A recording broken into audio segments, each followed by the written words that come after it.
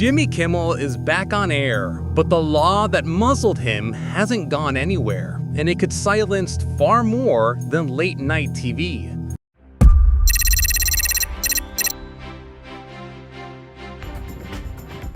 Now that the dust has settled, let's look at what this really means. This isn't just about one joke or one host. This is about a hidden power struggle between free speech and government control.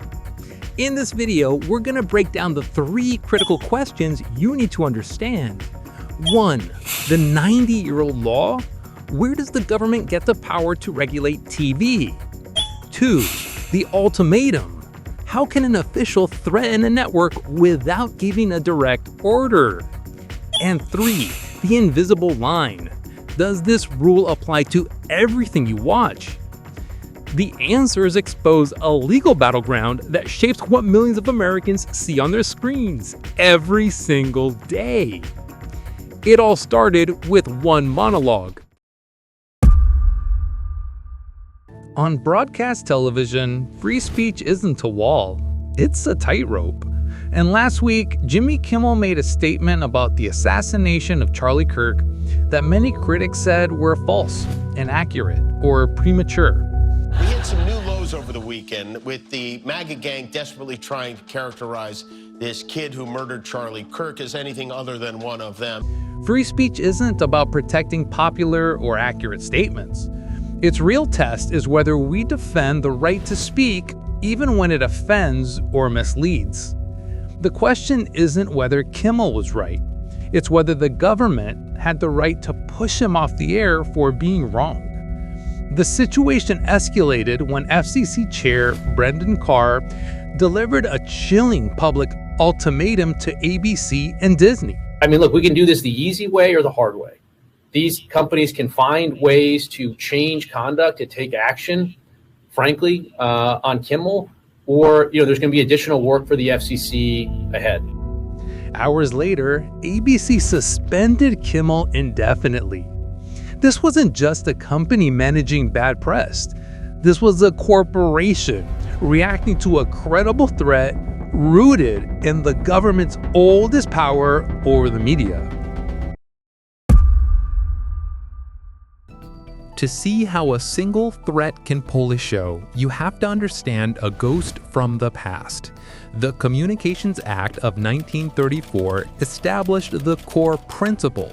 The airwaves are a scarce public resource, and any company given a license to use them must operate in the public interest. That phrase is the source of the FCC's power. This is why the FCC has power over broadcast networks like ABC, CBS, and NBC, but has no say over what's on cable channels, streaming services, or podcasts. One uses the public's property, the others use private infrastructure. So here's the core question. Is the FCC's public interest role a necessary safeguard for the public airwaves, or has it become a tool for political jawboning?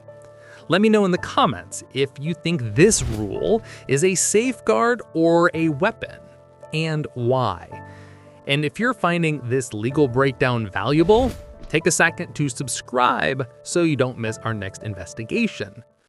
This power fuels a tactic, a legal concept called jawboning. Jawboning is when government officials use threats to scare companies into censoring speech without issuing direct orders. The FCC chairman's ultimatum sparked exactly that, a chilling effect where networks silence themselves out of fear. This situation is complex, and to see it clearly, you need to look at it through 3 different legal lenses. First, the broadcaster's lens.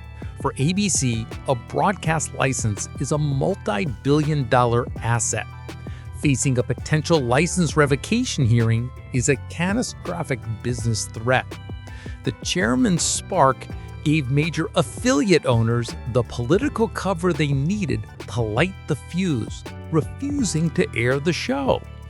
From this perspective, pulling one host to protect the entire network is a cold financial decision. Second, the government's lens. The FCC is legally mandated to serve the public interest. But when a chairman uses that mandate to threaten the network over political commentary, it walks a razor-thin line next to unconstitutional censorship. The threat itself can be the constitutional violation. Finally, the citizen's lens. This is why it matters to you. When the government pressures broadcasters, the result is self-censorship, the marketplace of ideas, which the First Amendment was designed to protect, shrinks. You, the viewer, are left with safer, blander, and less critical programming. So what's the big takeaway? Now that the initial shock has passed, the Jimmy Kimmel incident serves as a clear warning. It reveals that a law from the age of radio is still being used to police the speech of our modern media giants.